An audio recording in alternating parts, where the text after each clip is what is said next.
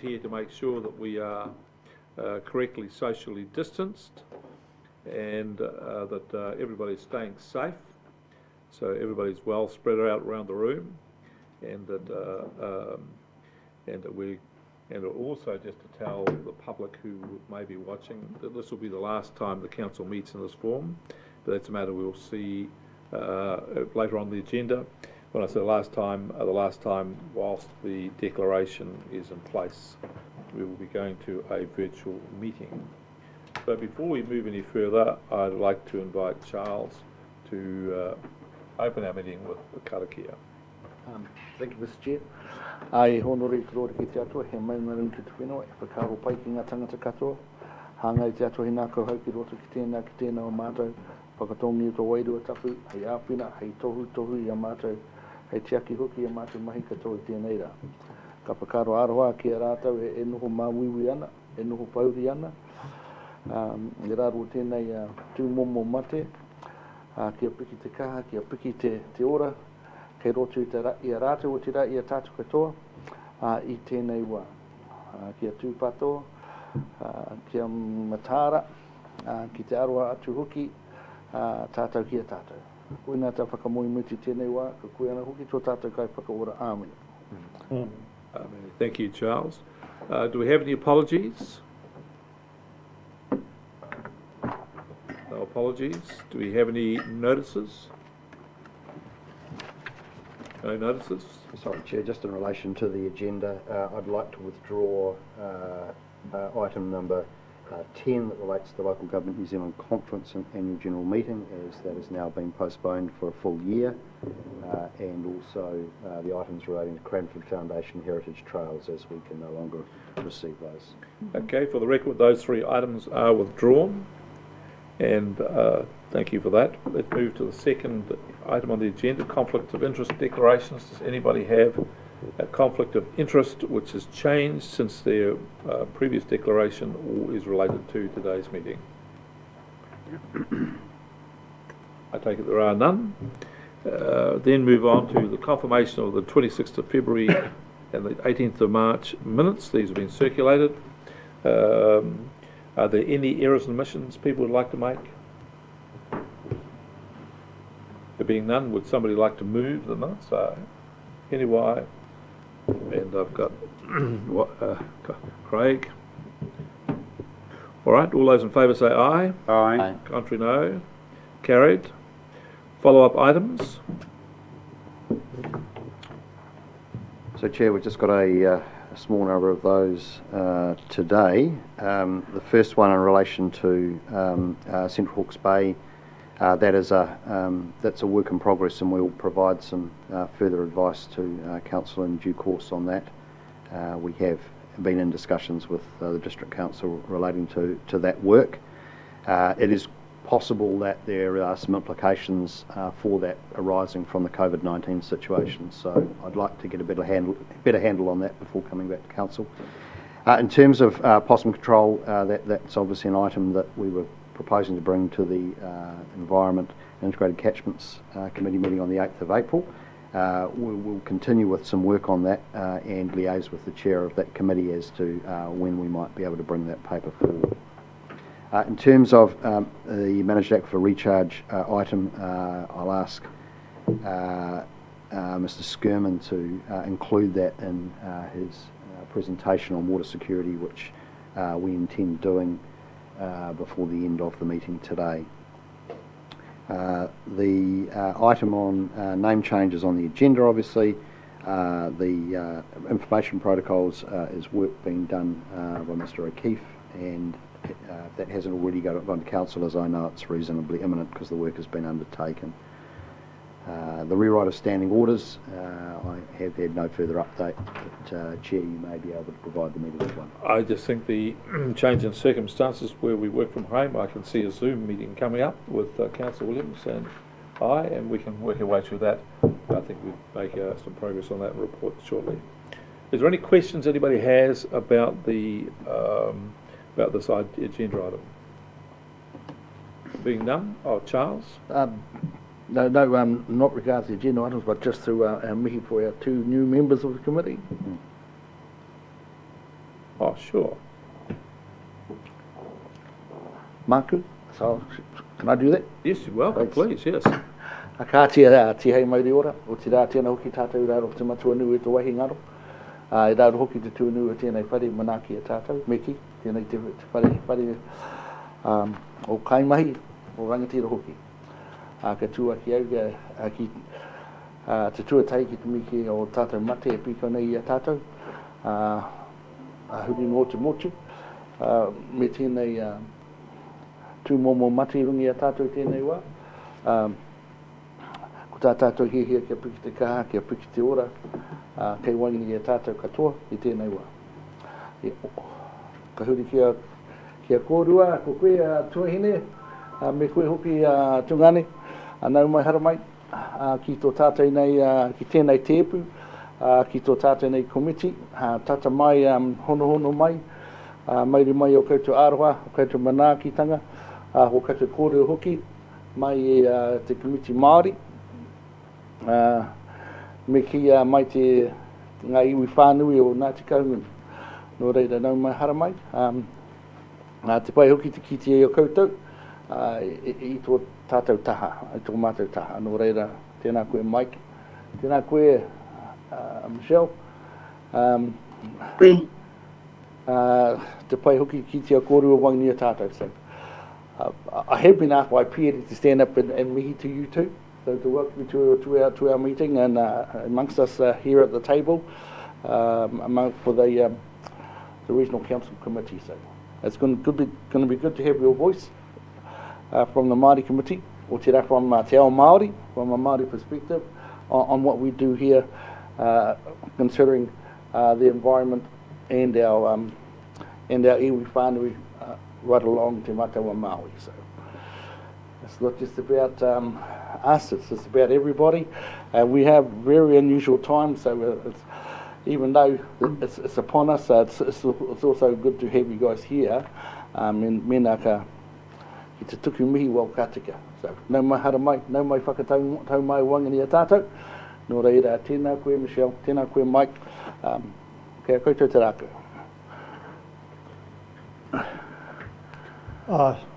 Hei tūtai i mihi ki a tātou runga rāwa.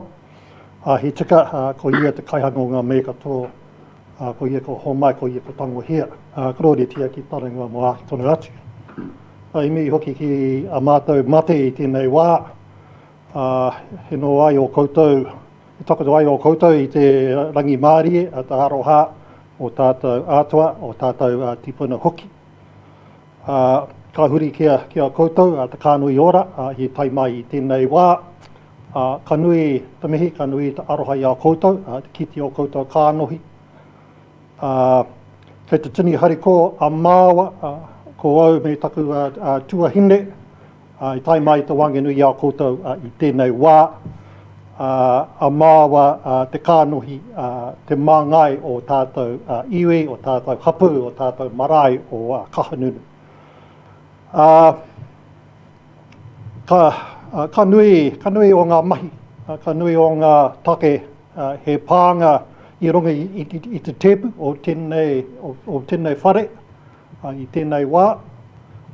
Engari, kia kaha koutou, kia kaha koutou ki o koutou mahi, ki o koutou tautoko, ki o koutou awhi i te kaupapa nei, te aki o tātou taiora. Ka mihi a koutou. So, on behalf of myself and my cohort, Michelle, Michael, depending on which country you're in, we're very pleased to be here amongst you today. We thank you very much for accepting that we have co-chairs for our Māori Advisory Committee, our Māori Committee. It's something new for us. As we spoke about at our hui, it gives us coverage from the south and from the north. So it brings that kotahitanga to ourselves as much as it does to this table. We look forward to contributing to our discussions here at the table, and our ability to bring a Māori worldview.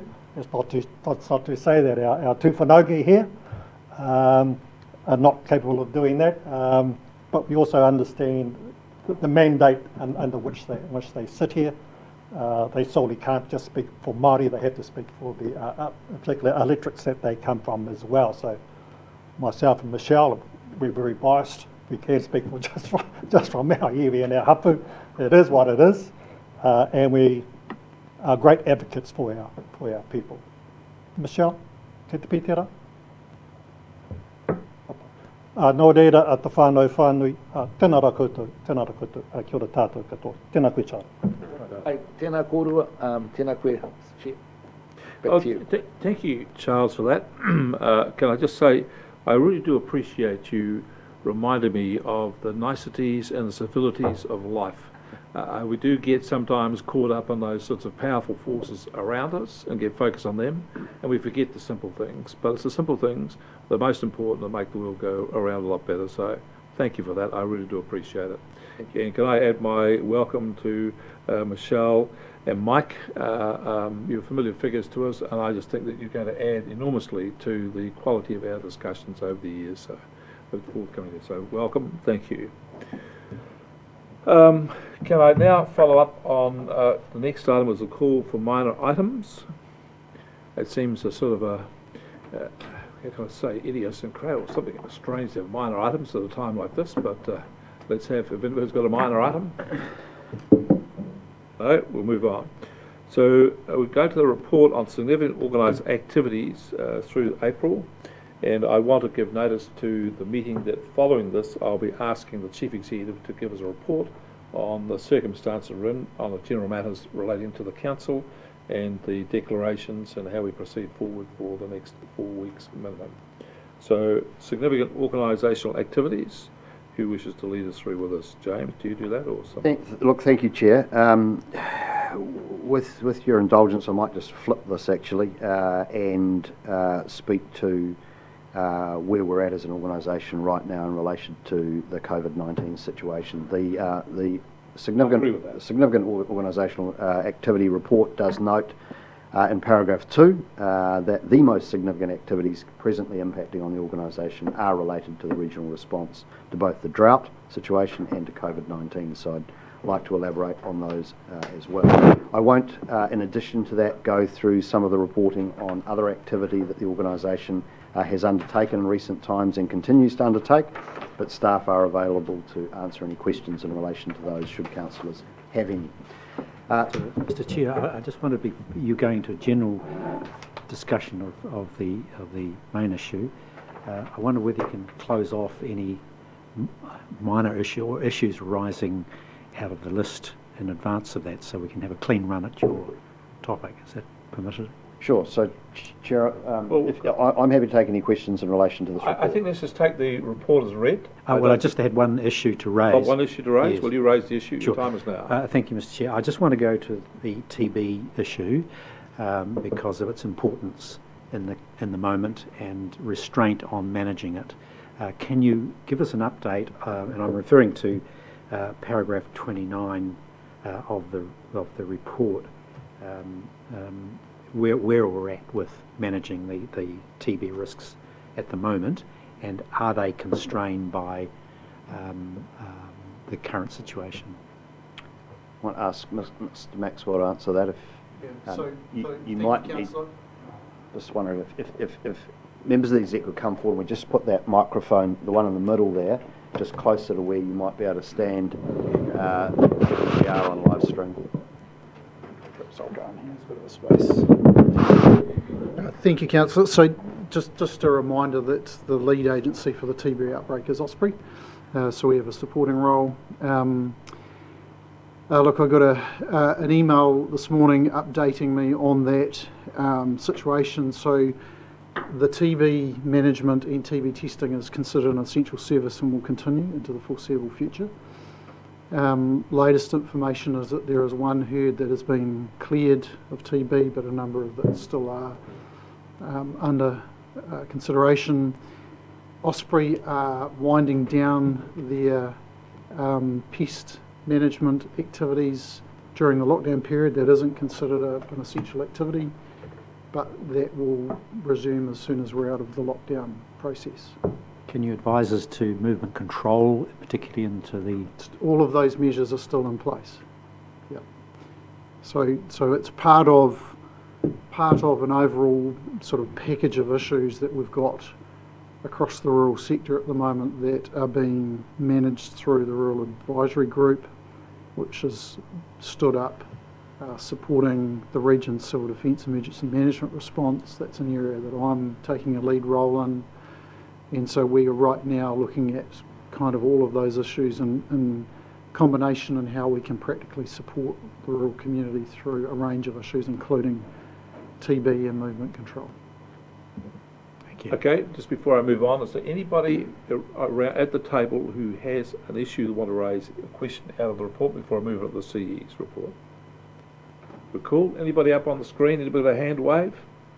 No hand waves? Right, floor is yours. James? Thank you, Chair. The Hawke's Bay Regional Council has been monitoring the international COVID-19 situation since late January, when our Civil Defence and Emergency Management Group received its first report from the National Emergency Management Agency, and we have been receiving reports on a regular basis since then.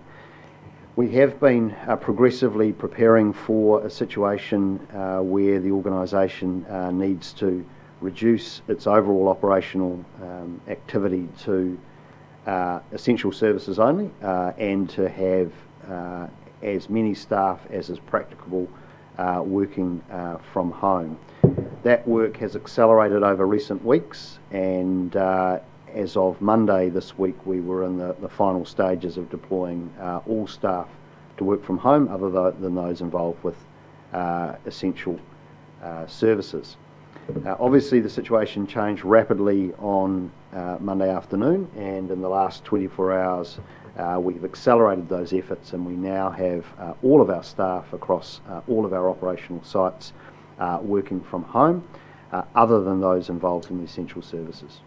The essential services that we are maintaining relate in the first instance to our flood management and response capability, so our hydrometric monitoring functions in relation to flood flows and low flows in our rivers is being maintained, and we are deploying staff into the field as necessary to maintain those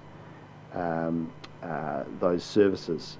We're also maintaining a reduced crew from our works group to maintain our pump stations and our flood and drainage infrastructure. We have those on a multiple team rotating basis over the coming period, so that we maintain a number of those skilled staff in good health by ensuring that they are also isolating, and we're minimising the number of staff that we have in the field in that regard. All staff that are deployed in the field under essential services are travelling in vehicles individually, and have a program around their sanitation, both for themselves and also any of the assets that they come into contact with.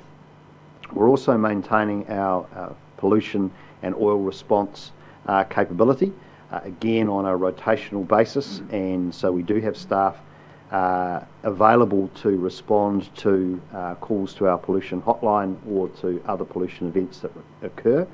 We will only be responding to those that are urgent, and those that are of a non-urgent or acute nature will be logged, and we will deal with those when we're in a position to return to more normal levels of service. For example, odour complaints will not be responded to, but if there is a pollution event which has a critical impact on public health of the environment, we'll be activating around that.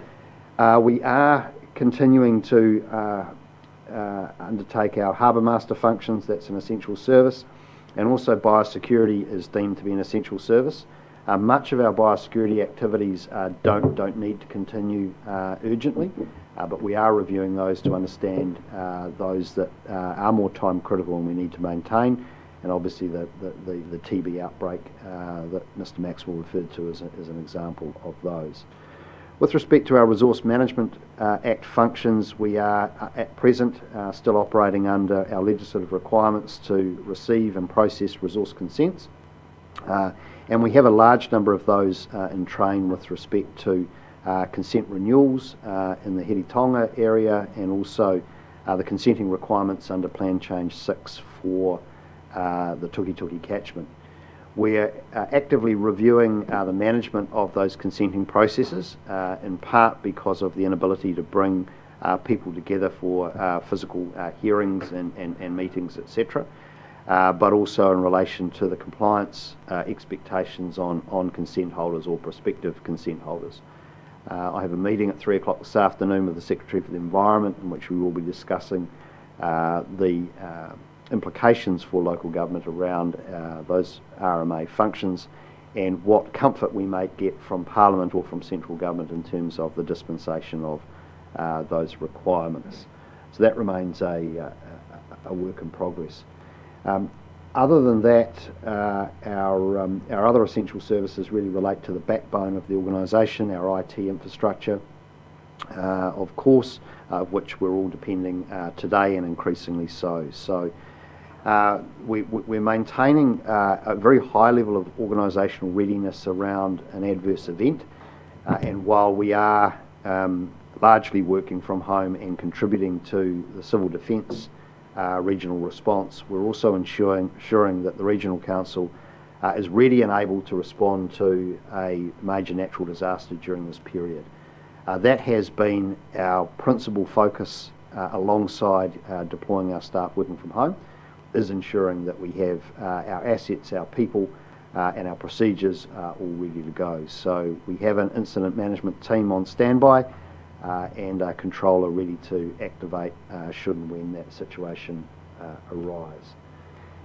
In terms of the contribution to the regional civil defence effort, that is live at the moment, unfolding, and all of our staff plus staff from the other local authorities in the region do have a standing role in providing support to regional civil defence, and in the event that a national civil defence emergency is declared, as we anticipate it will be later today, then we will be moving to more actively deploy in behind the CEDM group for that response. We are also working with our colleagues across local government and industry around the regional economic situation. We have offered staff to the Ministry for Primary Industries in terms of helping with the compliance effort around those essential services that need to be carefully managed, particularly in the food production space, and so we're awaiting indications of whether those services will be required. Similarly, we've offered staff and resources to the District Health Board in terms of contact tracing and the non-clinical aspects of the public health response that we may be able to assist with. Across the region, obviously, we're acutely aware of the economic impacts of what's occurring, and we have work underway with the Business Hub in terms of providing support services to businesses that need financial management advice, and that's something which, of course, now will have to be undertaken remotely. But we are reaching out to businesses across the region through the Business Hawke's Bay and Chamber of Commerce networks to ensure that all businesses are aware of the support available both nationally through central government and regionally through our Regional Business Partner Program and the Business Hub. At the moment, a lot of that work really is around collecting an intelligence picture of the impacts on businesses, so we can start planning what our contribution to the regional response looks like. We have provided central government with a list of potential projects, both that the Regional Council has in mind as well as the other territorial authorities across our assets and infrastructure, and that does present some opportunities for redeployment of those who are unemployed in the region on some projects should the funding be made available, and we understand that funding is being actively considered from central government to support a range of those projects. We are collaborating with the other councils around the standing up of an economic response unit that will develop a strategy for the region around our economic recovery and provide a range of solutions to central government for funding, as well as to you as councillors and to the other councils by way of, I guess, additional activity that we might otherwise have programmed out into the future or seen as discretionary at this time, to ensure that we are maintaining the highest level of economic activity and employment once we get ourselves out of a situation where the community is in lockdown. But for now, in terms of the lockdown, we are maintaining our regional parks and cycleways. We won't be providing public facilities there by way of toilets and the like, and there will be limited access to the river areas, so we are shutting those off. But we are making our assets still open and available to those in the community that wish to undertake some form of exercise, obviously with appropriate social distancing and what have you, but we do think it is important that the regional park network is available to those in the community that will need to get out of their homes, have kids that will need, excuse me, that will need to run around, and dogs that will need to be walked, etc. And we will be maintaining a basic level of maintenance around those in terms of rubbish collection, etc. So those environments remain suitable for public use. So, Chair, that's everything from me at this point. Happy to take questions. Okay, questions? Just looking, Chair. Just one in relation to the park assets still available to the community. It was raised to me by somebody from the public, is when you actually go on the soccer pathways, there are actually gates to actually keep motorbikes out and stock out, and they're actually frequently handled by people. So have we got a plan in place? I've talked about it with Vicky Butterworth, but there's no real option there. I'll ask Mr. Dolly to respond to that. Yes, so we are doing a number of things with regards to our open spaces. So one is we are in contact through the river managers across New Zealand to ensure we have a consistent approach between all the regional councils, and we're also plugged in to an LGNZ Parks group for a similar reason, to have a consistent approach so people understand what that approach is across New Zealand. Our thinking is it's physically impossible to close many of our open spaces because we physically haven't got fencing or other measures to do that. And so it's about making those places safe should people choose to use them. We are intending on putting up COVID-19 signs to remind people of the physical distancing and sanitary actions that they need to undertake. And we are looking at where we can open gates to permanently open them and wire them in the open position to eliminate any extra touching of things. In some instances there may still be stock, etc. in areas, and it may not be possible to eliminate all of those, but we're certainly looking at eliminating as much risk as we can. It is I guess an unfolding situation, so that's our current position, but it may change over the coming days. Certainly a very important role that we will be stepping up is surveillance and security around our infrastructure. So if we see those sites not being used as intended, we can then sort of escalate the issue from there. Just back to your question, I think what's underlying that, is it possible for us to put hand sanitisers on those gates which you can't lock open permanently? So we can look at that. I think there's some logistic issues about the availability of some of that sort of material and the security of that sort of material in that environment. And we would be probably commenting to people they should make their own arrangements for that sort of stuff. I think that's where it rests. You're responsible for your own arrangement. Right. Anybody have a question? Neil? Thank you, Mr. Chair. Just in regard to the policing or patrolling of our assets, which we've had instituted recently, I'm just aware of the view by a number of our members of the community who feel liberated to liberate everyone else's goods and services at this point.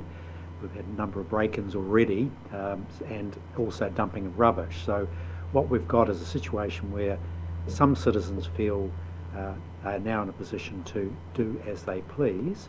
Can you help with what we're doing about protecting ourselves against that, including security of buildings? Yeah, so certainly we do have I guess security and surveillance patrols. Our current discussion this morning was to step that up. We're also plugged into the GECC and the reports from police. Our understanding at the moment is any untoward criminal sorts of activity has been quite low, and we're really looking forward to over the next 2-3 weeks, because it is possible it may increase. We see potentially that as we step up our surveillance, that's more around probably collecting intelligence to feed to the police, rather than taking on all those sorts of situations ourselves. So that's how we see ourselves supporting the greater civil defence response. Right. Anyone? Craig? Craig, your question? Yes, thank you. Just CEO, going back to the list of projects you've submitted, I think you said that yesterday or recently, varying degrees. Any further indication on timeframes, or I presume we're looking at kind of labour-intensive type projects that can get going quickly and early? Any idea on any kind of timeframe or response or indications that you've had? So I'm aware that the government, I think they announced on Monday, $100 million being made available for roading projects. I'm aware that Hawke's Bay has a bundle of those which are likely to be announced within the next day or so, I believe, as part of that package. So that is imminent. Road maintenance is considered an essential service, and so there is a question about how many of those projects could commence under the current sort of period of lockdown, and when that might be scheduled relative to the sort of the urgent maintenance work that's required. I think that work does look like really happening at the back end of the current situation in terms of the lockdown. Most of the projects we've put forward would be ones that we envisage to commence once the lockdown has completed. A number of those for us could start immediately if we weren't in a lockdown situation. So the regional councils put forward, for example, around $1 million worth of work that's tree related in terms of tree clearance and tree maintenance, which forestry crews with their existing tools, if you like, could start on immediately if they were available. Forestry is obviously not deemed as an essential service, and the maintenance of those it probably falls into the nice to do, not the must do. So most of what we've put forward also relates to things like the further development of regional parks, civil infrastructure around further levels of flood protection, if you like, and all that will have to sit outside of the lockdown period. But a lot of it really relies on contractors. It's work that we would supervise and have available should the contractor community to be available at the other end of all of this. All right, so thank you for those initiatives, and can I just say that that we move as fast as possible, I'm sure that you are, to provide any kind of certainty whatsoever post the 4-week standout for these kind of projects. I think they'll be very well received. Look, absolutely, Councillor, and I think one of the things we can do in the intervening period while everybody's homebound and desk-based is we can continue with planning, design, procurement activities in relation to that, so that we can be quickly out of the blocks with contractors once they are released. Thank you, Mr. Chairman. Just preface the question that I've got with a comment. Firstly, just to acknowledge, James, the heroic work that you've done in leading this organisation through the transition in quite extraordinary circumstances. So just acknowledge that. The briefings that you've given us over the last 2 weeks have been enormously helpful. The briefing you've just given everyone at this meeting and who may be watching it equally. I want to acknowledge also on behalf of all of us the staff, the IT team who've just been equally heroic in enabling us to continue to operate, the governance team, everyone. It's just been spectacular to observe. My question is this: at an organisational level, will we remain capable and open for business in a virtual sense around planning the world we want to be in at whatever stage we emerge from this, around issues like water security, climate change and transport, for example. Can we assure the public and the staff that we can continue to work and plan on those projects? Thank you, Councillor, and I also want to echo your comments in terms of the response we've had from staff. We've had nothing but an extraordinary level of cooperation from all staff to change the way they operate in terms of particularly working from home, but also in terms of rethinking work programs. So that work is well underway, and in general terms, I'm getting strong messages from our teams about the ability to continue with the majority of planned work from home, desk-based. So in those areas of water security, climate change, transport, etc., I am optimistic that there is plenty that we can progress. The area where we're going to be most challenged is going to be in our public engagement.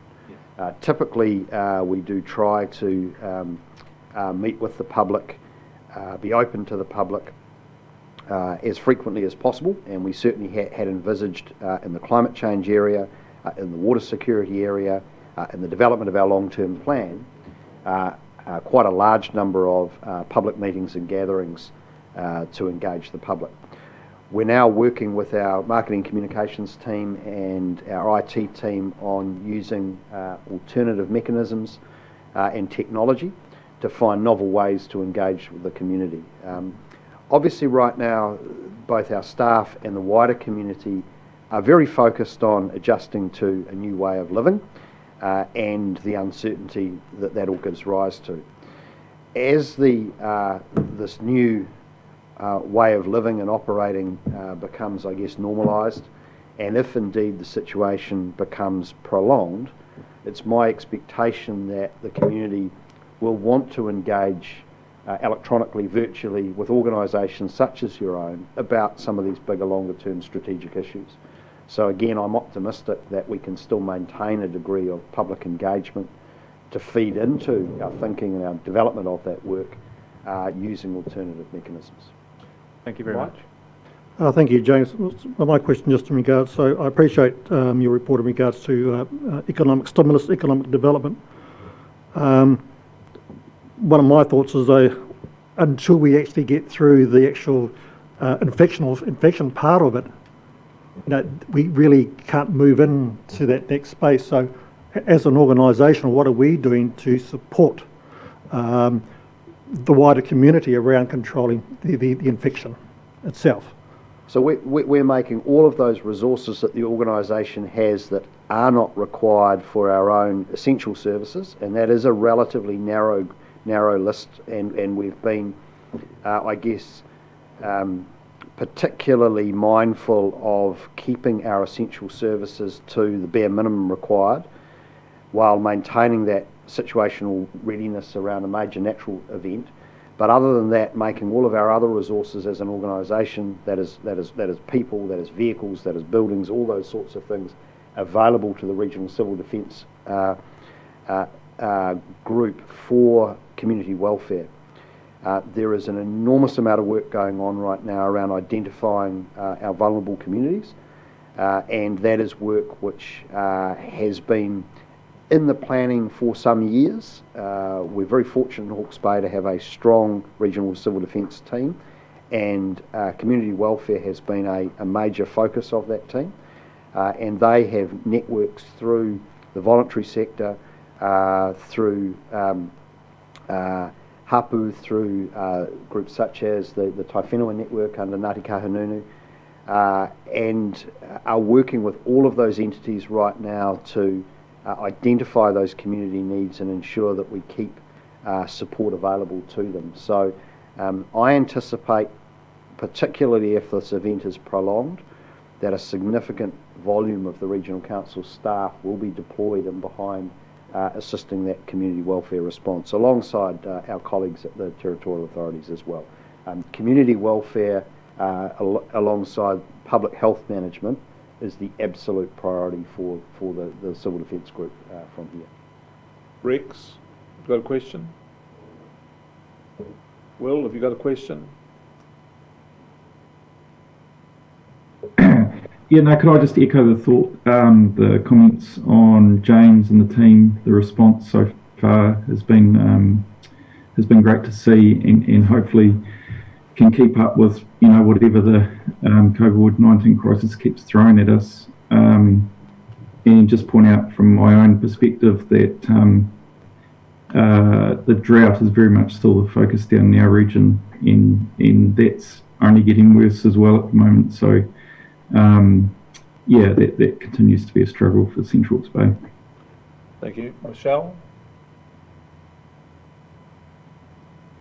No questions? Okay, I've come back to... sorry. Yeah, I did. Sorry. So kia ora, I'd just like to tautoko what James was saying. I was involved in the COVID-19 wider wellness, community wellness group, and Dino Maihana. So he was part of our group, and that carries on. And a lot of it was about the iwi and the councils and everybody coming together to prepare, of course, for what was about to happen. So yeah, and a lot of the focus is about concentrating on our kaumātua, especially because they're in the most at risk bracket. So yeah. So yeah, definitely some stuff going on back here in Whitehall, and we just got together and got on with it. So kia ora for that. Thank you. Next question, Councillor Curtin. Well, thank you, Mr. Chair. I've just got a comment and question around our preparedness for planned work. Fully appreciate the answers given by the Chief Executive, and certainly applaud the tremendous effort put in by staff around it. And also, by the way, comment that our staff who are engaging with stakeholders at the present time put themselves and their families at some risk. So they are courageous. They could stay at home, choose to self-isolate, but they've chosen to accept some measure of exposure themselves. So I congratulate them for that.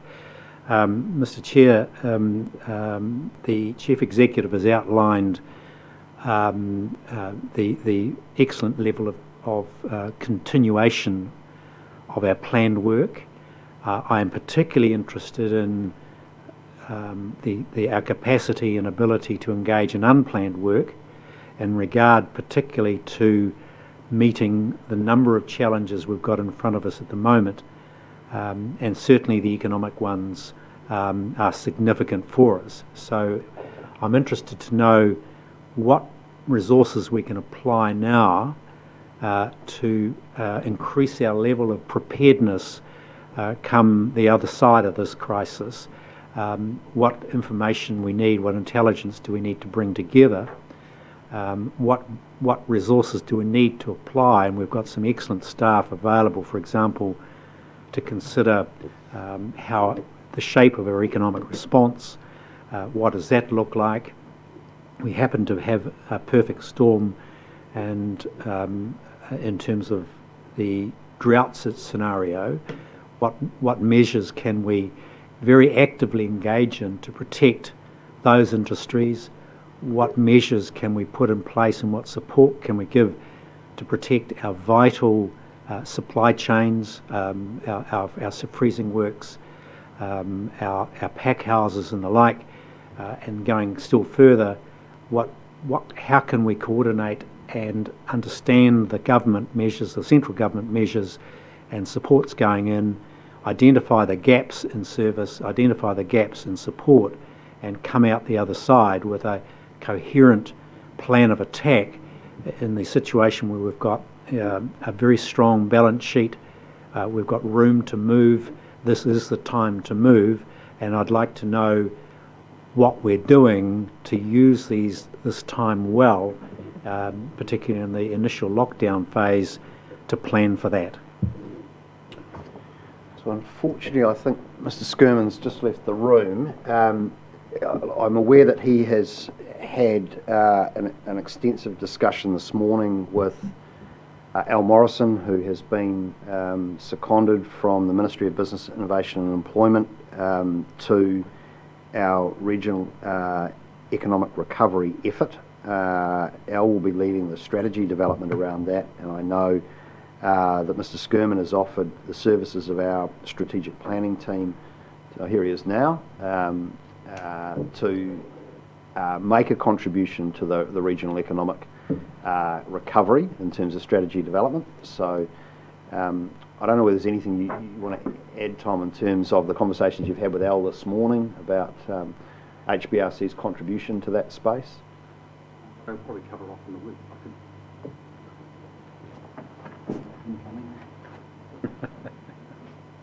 Yeah, look, so I have had a good conversation with Al Morrison, who's obviously been appointed by MB to lead the recovery here, and I've also had conversations with Civil Defence in terms of how we can support, Mike 80 and his work in recovery. So those conversations are active, and I've also, we're looking at sort of internally redeploying some resources to the extent that they're available to do internal work from our planning team across to potentially our corporate team to really start some work now on understanding what is the social and economic landscape scenarios looking forward, so that we can be in good shape when we come to looking at strategic plan, annual plan, long-term plan after this.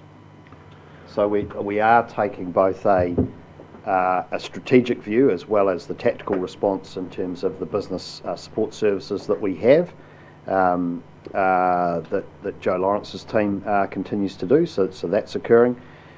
And then more of this strategy development, which will feed into long-term plans, it'll feed into the government's support package. So we are making space for that work, but obviously it's early days. And in terms of the balance between sort of planned and unplanned work, this is occurring in real time, and we're having sort of daily decisions between ourselves, the other councils, the Civil Defence group around deployment of effort. So look, it is a very fluid situation. We're very aware of the magnitude of this socially and economically, and that there will be a need for significant interventions out the back end of it. So we want to make sure that we're getting cracking on that now. And I just want to commend both the Hastings District Council and MB for having been proactive in setting this regional effort up and having it hitting the ground running as of today, given that the lockdown commences tonight. So we're already thinking how we get out to the back end of that, as well as supporting the communities in the short term. I've also initiated a conversation with the contractor that we have to the Regional Investment Company, commercial advisor we have there, around the extent to which the Hawke's Bay Regional Investment Company might play a contributing role to this exercise as well. So that's a conversation which is unfolding as well, and we have a commercial advisor there who has some availability in terms of helping us with this as well. Right. Well, thank you for that. I would be surprised if people had put a lot of planning into what we're doing at the other end, given that we have gone off a cliff in organisational structures to organise ourselves into a completely new way of doing things, given the fast track of these events. I think we're all still grappling with what we're going to do and how we're going to operate from midnight tonight in the future. So I'd expect you to be focused, James, on managing that, and once we've got ourselves, the organisation run, come to the next point. But I want to now turn the meeting out of your report to how, for you to give us a presentation on how you think this council can run. Rex. Unmute, Rex. Yeah, Chair, I had my little red hand up. I asked you for a question before, you didn't have it, so I thought you were done. But anyway, come. I wanted to come in following Neil's dissertation, because I think we're conscious of two things here. We're conscious that we have a very strong balance sheet. And I think Neil was getting to the point that we, as a council, are prepared to use our balance sheet. So so James, to you and Tom, we're here to support the endeavours that you're putting in place, and we are most fortunately in a position where we can do that. So I think that's the point that we want to make to you today. Yes. Okay. I just thank you for that. I'm personally conscious that we've got a lot of people in the room, and we've got a pandemic on our hands, and I am really conscious of trying to get this meeting over as quickly as we can without compromising our democracy. That's my concern here. I am really agitated about this, anxious. So that's driving me.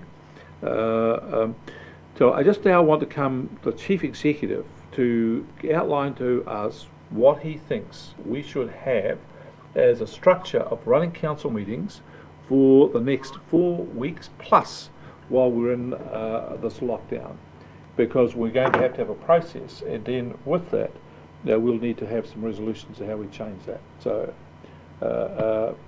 James, over to you. Thank you, Chair. I think consistent with the expectations and requirements set by central government, it's no longer appropriate for the council to meet physically, and therefore it's my recommendation to council that all meetings of the governance of this organisation occur virtually, using our technology to avoid any unnecessary contact between all of us who will be in self-isolation or in isolation over the coming weeks. So for at least the 4-week period that has been indicated by central government, my recommendation is we only meet virtually, and I do in that regard also suggest that we suspend council committees, planned council committee meetings for that 4-week period.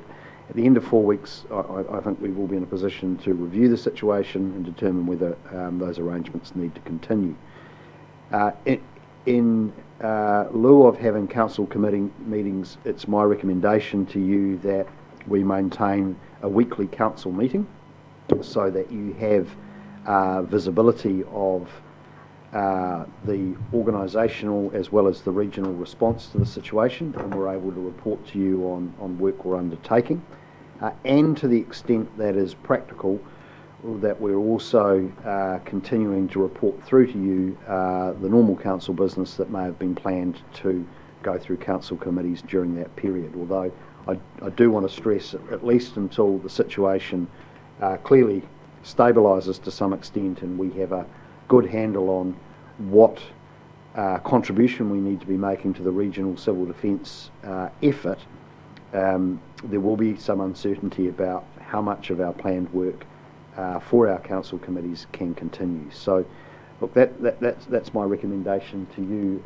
at this point in time. I suggest that we continue to meet on a Wednesday, as is customary, in that virtual context, and we can do that in a manner which is webcast using the council's Facebook page and to YouTube to ensure that the public can maintain some visibility of the reports this council is receiving and any decisions it's making in the intervening period.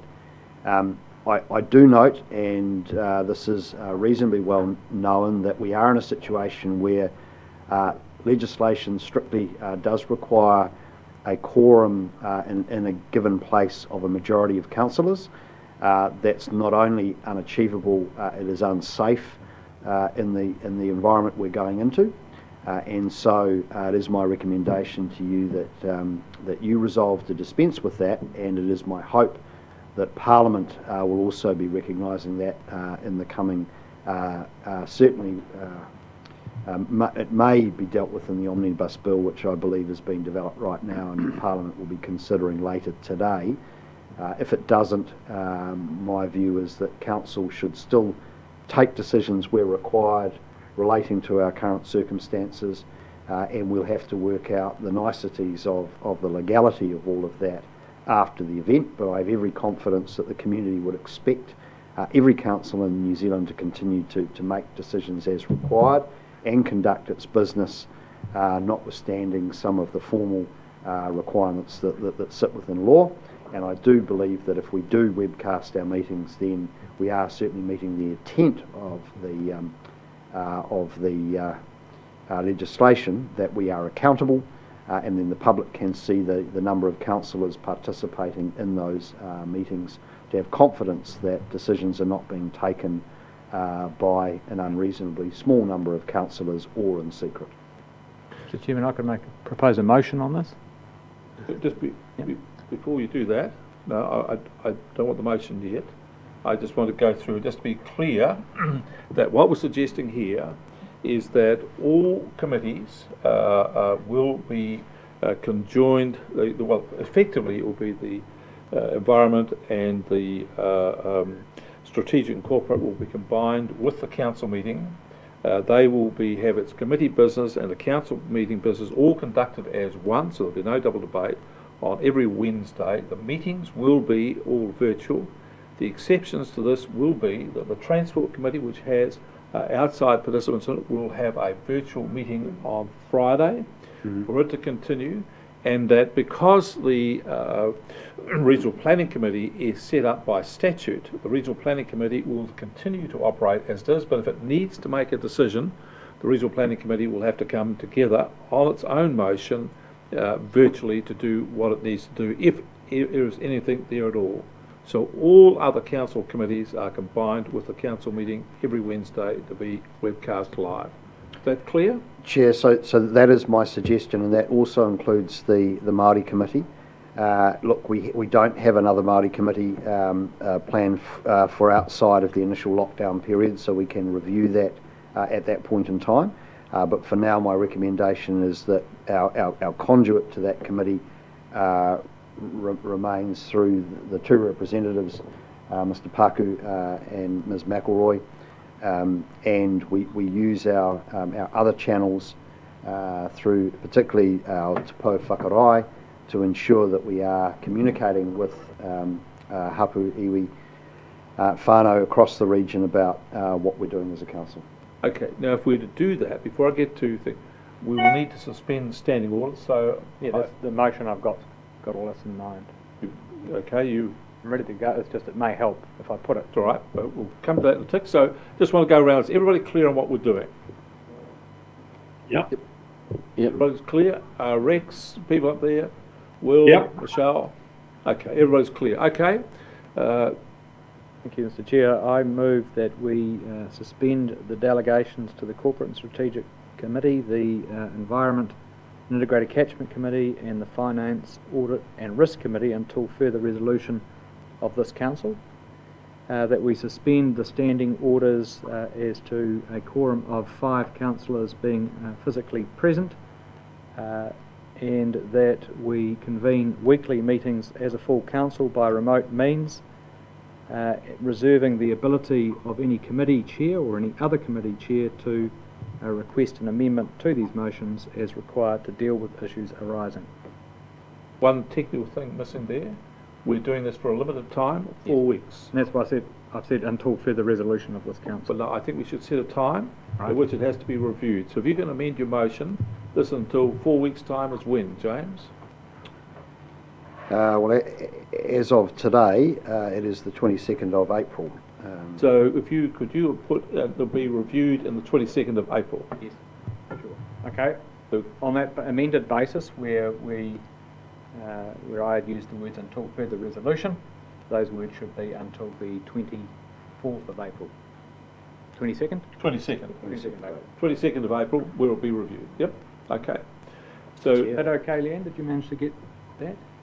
Well, if you could email it to me, that would be fantastic. I could. Yeah, have a go. Yep. All right. I'm happy to second the motion. I've just got one question in regard to Finance, Audit and Risk Committee as to whether there is an oversight capacity intended or not.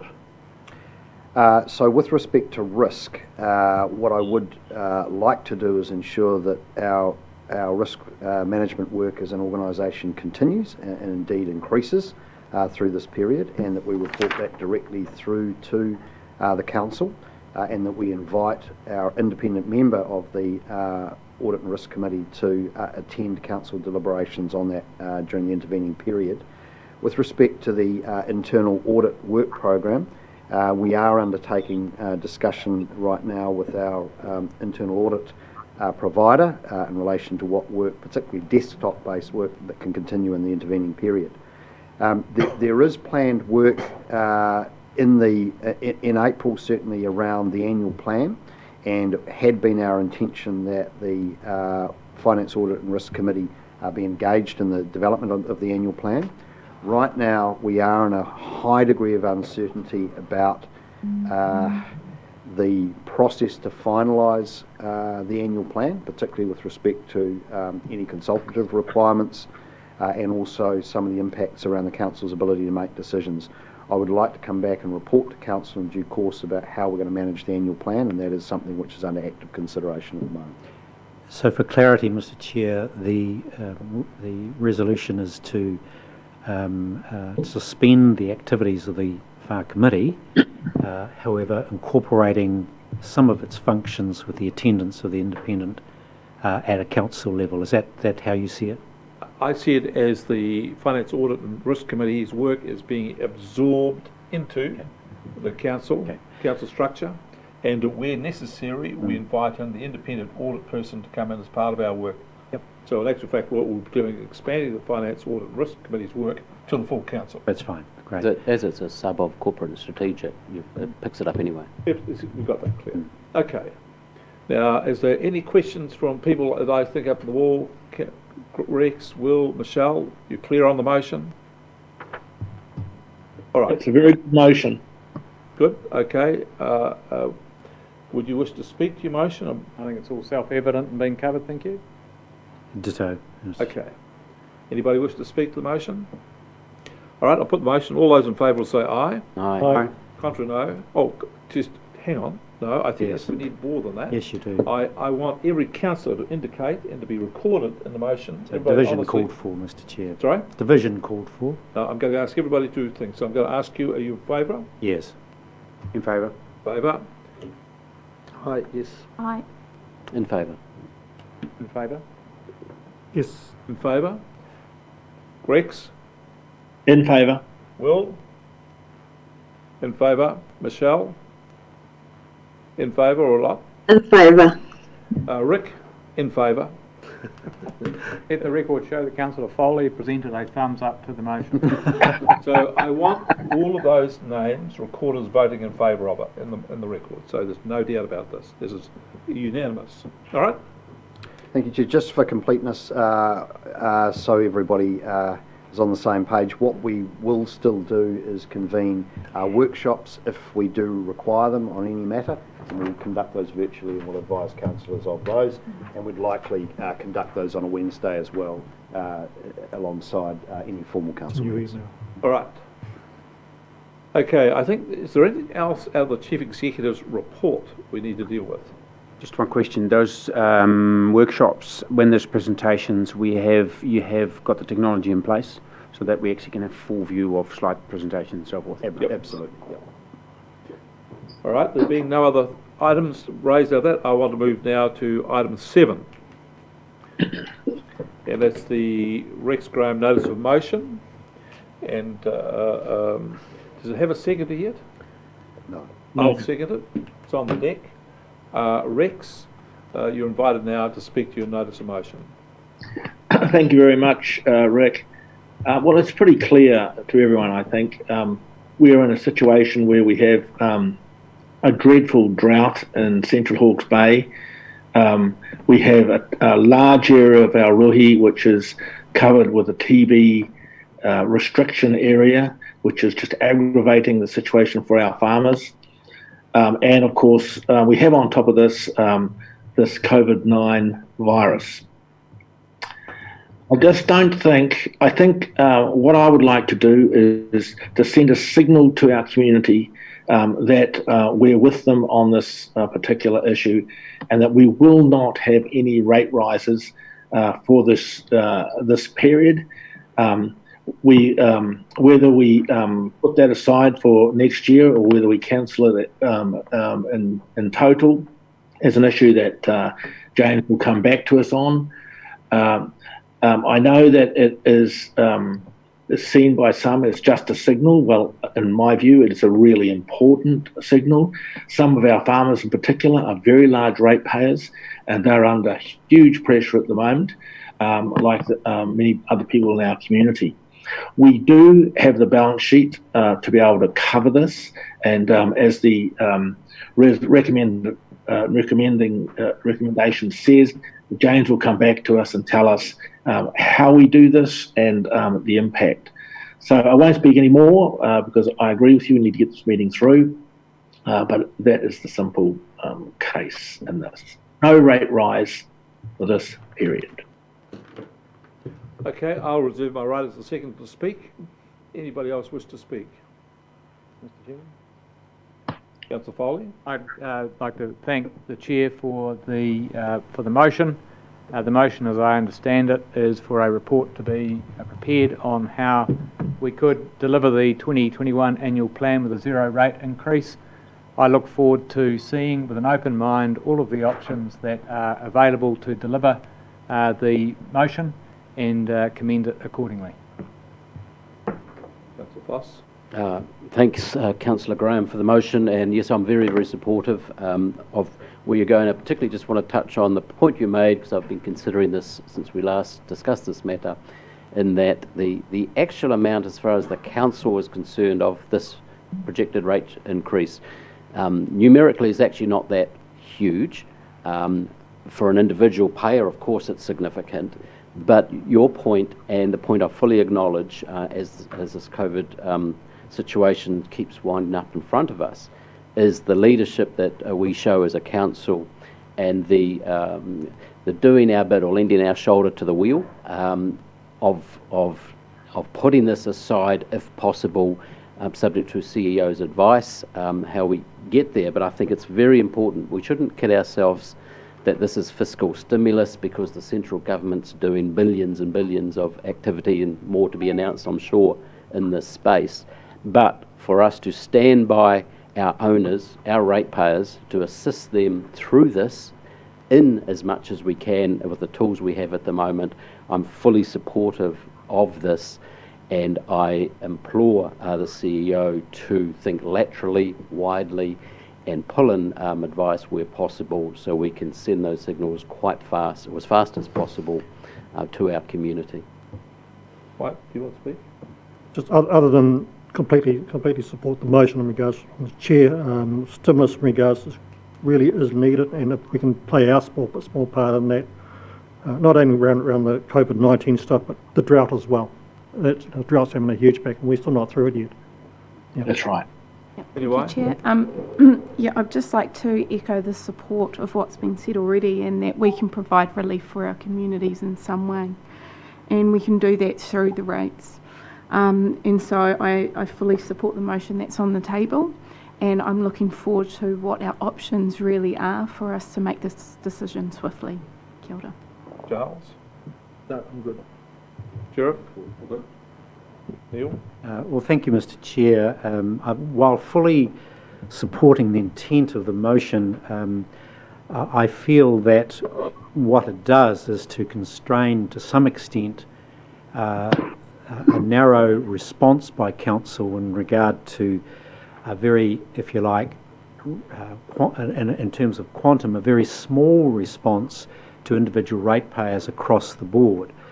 I would prefer that the report coming back to council is rephrased to instead focus in on a very narrow, if you like, zero rate rise to measures that can be regarded as a rapid economic recovery. So I'd like to see the motion amended to that extent, so that the report not only considers a zero rate rise, but considers closely what other wide-ranging economic recovery instruments we can apply. And I make that comment because the reality for most of our ratepayers is that they can afford the small quantum, the $20 or $30 that is at stake in terms of the rate rise. They can afford that. Everyone around this table can afford that. And it's less meaningful to those in real need than it should be. I think we ought to be considering, for example, sending a signal to our distressed farming community in terms of the drought, a much more meaningful rate dispensation of some form or some other stimulus and support for that sector. Ditto for the many commercial businesses that will suffer as a result of COVID-19. So I'm asking whether, in fact, we can broaden this to the move of Chairman Rex to include and other rapid economic recovery strategies, and whether we can include that as a part of that report coming back, so it is seen as a much more comprehensive, far-reaching and actually meaningful response to what's in front of us.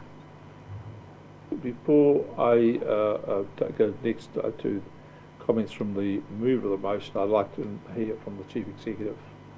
Thank you, Chair. Staff are working on providing some advice in the context of the annual plan to a package of measures that will include looking at our work program overall and how that contributes to the regional economic circumstance, as well as what other policy changes we can make in terms of rates for emission, penalties, timing of rates, demand, etc.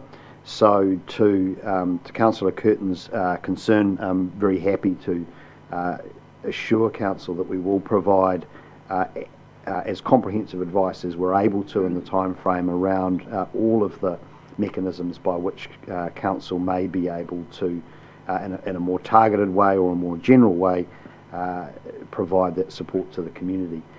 I am aware, just really for Council's awareness, that yesterday the Bay of Plenty Regional Council resolved unanimously to work towards, quote, a 0% general rates increase.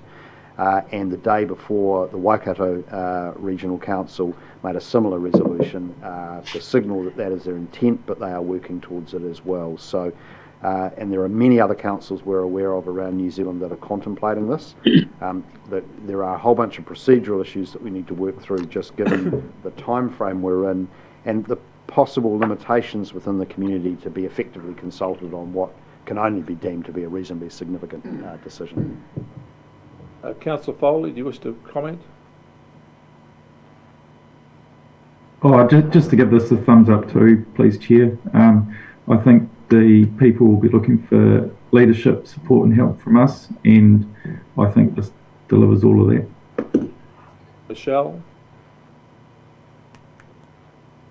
Kia ora, thank you. I do support the motion, and also not just the landowners. From a Wairoa perspective, 64% Māori in our community, and they're really going to struggle with COVID-19 impact. And if that could be taken under consideration, please, for all tangata whenua.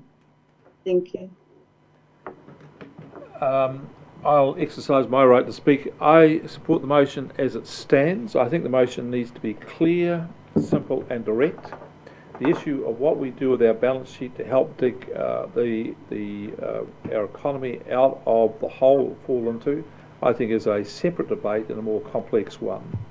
I think the public would be looking for a simple, straightforward message, and this delivers it.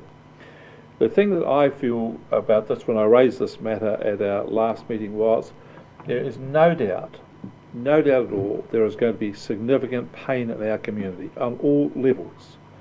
And for the council to proceed as if nothing was happening with its current rate rise and its current projection would be sending a message to the community that it was just, it was not going to share the pain with others, that it was just going to live in a cost plus mentality which we had in the 1960s and 70s. and we cannot be in that space. I recognise its imperfections.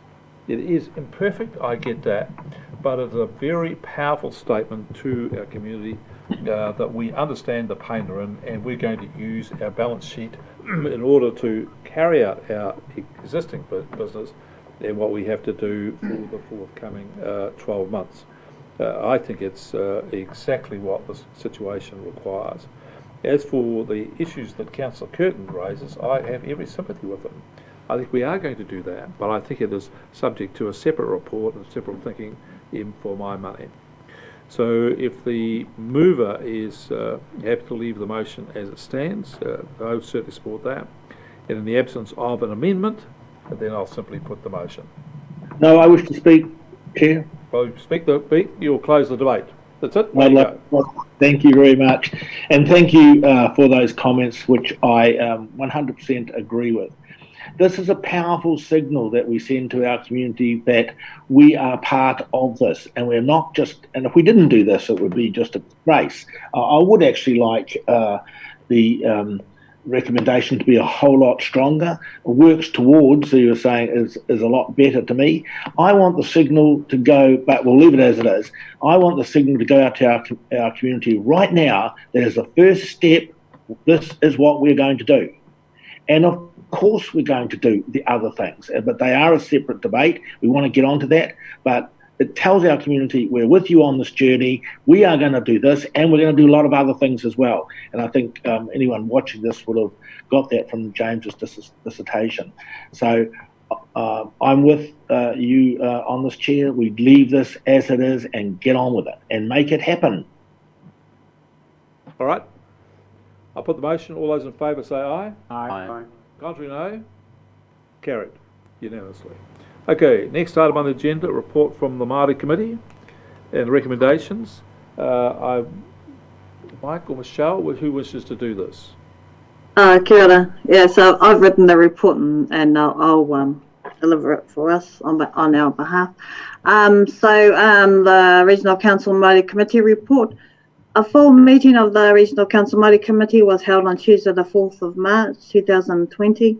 The confirmed representatives for Wairoa were Katarina Kawana representing Wairoa Taiwhenua, Bill Blake, his kaumātua for both Wairoa Taiwhenua and Kahungunu Executive, myself representing Kahungunu Executive, Whanganui Arotu, Peter Eden, Api Robin and Rose Hiha, Here Taunga, Mike Paku, Hami Hilton, the kaumātua representative, and Mārei Apatu.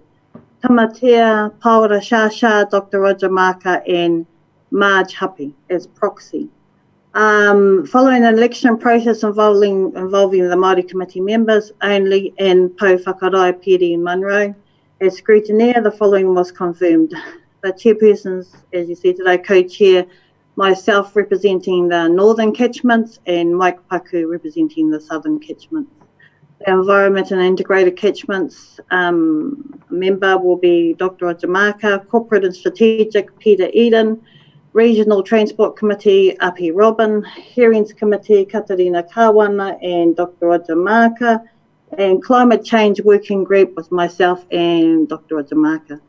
Actions, the charter and terms of reference will be deferred to a wānanga in the next few months, including a review of the agenda as it stands with a completion date within the next 6 months. The co-chairs were to follow up on that, which we have. A clear term work plan will be produced within the wānanga, trained as per the charter for Māori Committee members, most especially around the RMA, making good decisions, course and accreditation, recommended by Peter Eden. Paper was presented by Api Robin on behalf of GoBus bus drivers. 2 written reports were presented by Wairoa and Here Taunga with a PowerPoint presentation from Wairoa on all their environmental activities today. Verbal reports were received from Whanganui Arotu and Tamatea. General concerns raised from the reports were drying riverbeds, most especially Karewarewa, Bridgepa and Central Hawke's Bay. Recommendation that the co-chair Māori Committee report be accepted. You're moving that? Yes. Do I have a seconder? Mike. All right. Any discussion? Questions? Discussion? Councillor Graham. Thank you, Chair. Without taking up too much time, I was present at this meeting, of course, as Councillor Barker and I think Haniwai and Charles were there also.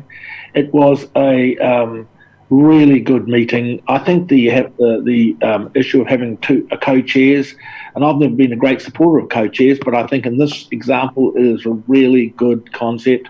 To the north and to the south we're represented, and I thought the meeting flowed really well. It was a stunningly good meeting, and I think any other councillors who wish to join these meetings will benefit greatly from them. Mr. Chairman? Yes? Is there any comment from the Chief Executive about the proposal put forward by Uppy Robbins around the bus drivers? I know we've got a situation at the moment, but where's that going to next? So look, we were going to provide further advice back to the committee on that, just in relation to what contractual implications there were of further pursuing that. I think obviously in light of the current situations that work is going to need to be deferred, and there are obviously more significant issues around the workforce for the bus drivers at the moment. Understand. Thank you.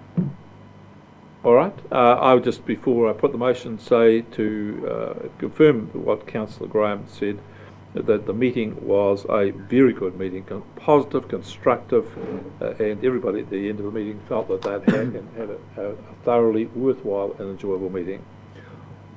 Anyway. Just one last comment. I just also want to add, with the enthusiasm and the inclusiveness within that meeting was, it was really seen with the Tai Whenua members wanting to come onto all our new committees, and their enthusiastic nature into contributing to all our other communities. So I think it was a very positive meeting. Kia ora. All right. I'll put the resolution. All those in favour will say aye. Aye. Aye. Contrary, no. Carried.